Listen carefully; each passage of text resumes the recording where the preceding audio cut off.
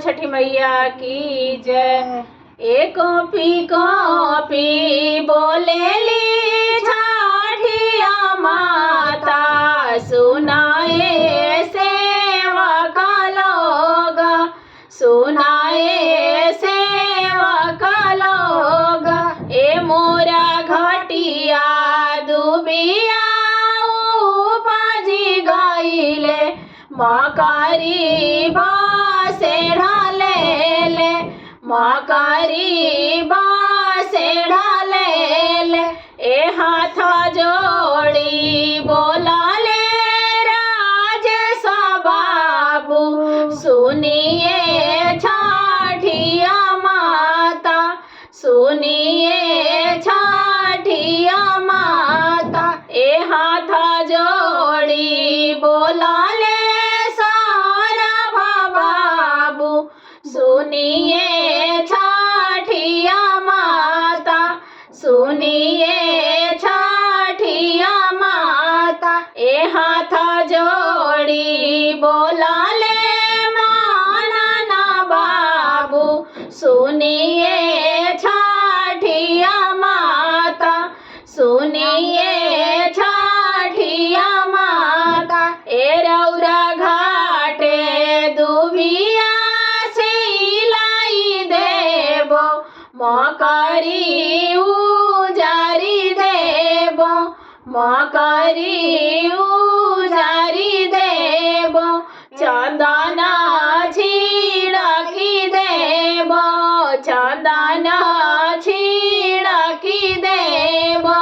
दूधावे अर्घ देबो, दूधावे अर्घ देबो। घिउए मधि देबो, घिउए मधि देबो। ए कॉपी कॉपी बोलाली छठिया माता, सुनिए सेवक लोग, सुनिए सेवक लोग। ए मोरा घाटे दुबिया उपजी गईले, मकरी बासे ढालेले, मकरी बासे ढालेले। ए हाथ जोड़ी बोलाले विजया बाबू, सुनिए छठिया माता, सुनिए छठिया माता। ए हाथ जोड़ी बोलाले गोलुआ बाबू, सुनिए छठिया माता, सुनिए छठिया माता।